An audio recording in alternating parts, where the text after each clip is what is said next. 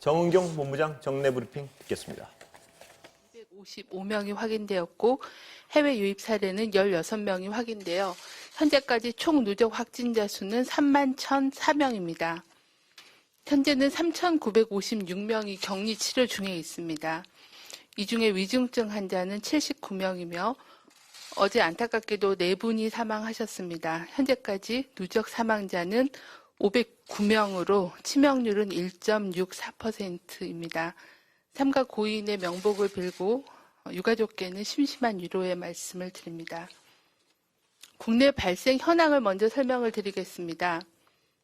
먼저 서울 동작구 교회 기도처와 관련해서 11월 18일 날 첫 확진자가 발생한 이후에 현재까지 총 13명의 누적 확진자가 확인이 되었습니다. 서울 노량진의 임용 단기 학원과 관련해서는 접촉자 조사 중에 5명이 추가로 확진이 되어 현재까지 누적 확진자는 총 81명입니다. 이 중에 수강생이 69명이고 학원 관계자가 2명, 그리고 가족 및 지인이 10명이 되겠습니다. 서울 동대문구의 고등학교와 마포구 소재 교회와 관련하여 접촉자 조사 중에 42명이 추가로 확진되어 현재까지 누적 확진자 수는 총 76명입니다.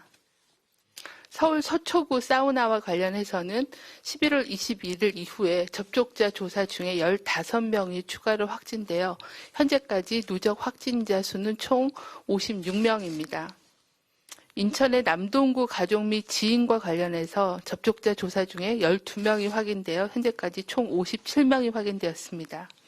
경기도에서는 용인시 키즈카페와 관련해서 접촉자 조사 중에 20명이 추가로 확진되어 현재까지 총 54명이 확인이 되었습니다. 강원도 철원군 군부대와 관련해서는 11월 20일 날 첫 확진자가 발생한 이후에 접촉자 조사가 진행 중이며 36명이 추가로 확인되어 총 37명이 확인되었고 감염원 및 감염 경로는 조사가 진행 중입니다. 전북 익산시 대학병원과 관련해서는 7명이 추가로 확인되어 현재까지 총 누적 확진자 수는 33명입니다. 경북의 김천시의 김천대학교와 관련해서도 추가로 5명이 확인되어 현재까지 누적 확진자는 총 15명입니다. 경남에서는 창원시 친목 모임과 관련해서 접촉자 조사 중에 4명이 추가되어 현재까지 총 37명이 확인되었습니다. 다음은 지난 일주간의 방역관리 상황 및 위험 요인에 대해서 설명을 드리도록 하겠습니다.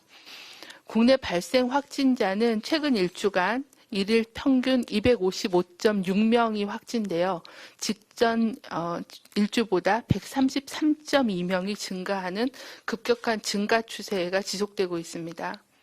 해외 유입 확진자는 최근 일주간 일일 평균 39.4명이 발생하였고 전주보다 11.3명이 증가해서 전 세계적인 유행 확산으로 인한 해외 유입 및 국내 전파 위험이 지속되고 있는 상황입니다.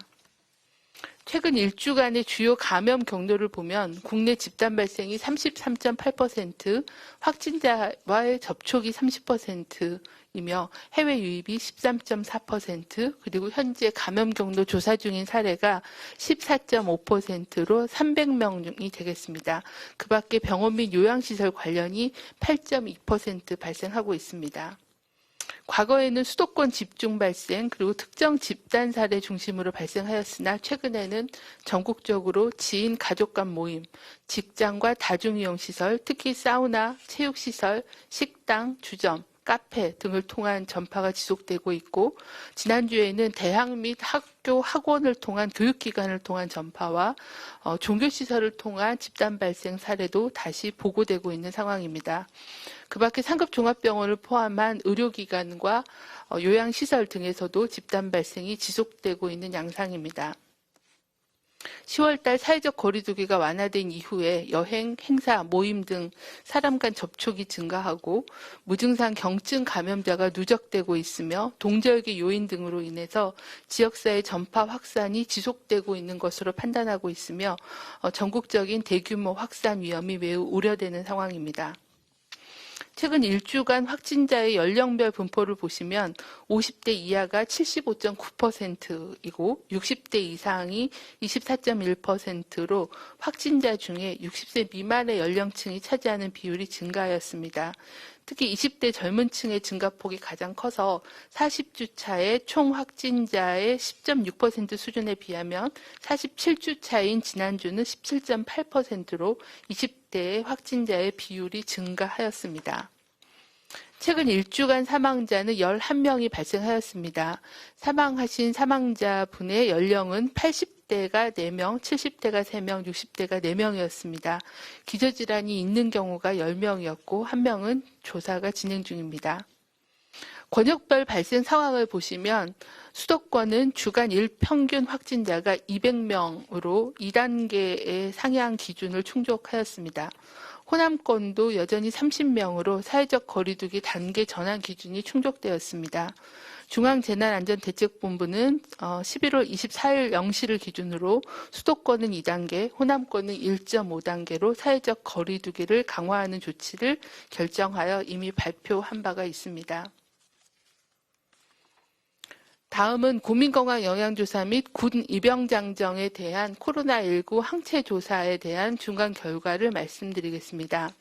이번 조사는 지난번에 이어서 국민건강 영양조사에 대해서는 3차 조사가 진행이 되었고 3차 조사에는 참여자가 1,379명에 전국 15개 시도에서 표본으로 선정되신 조사 대상자에 대한 검사가 진행되었으며 검사가 진행된 기간은 8월 14일부터 10월 31일까지 진행된 검체를 대상으로 검사를 하였습니다.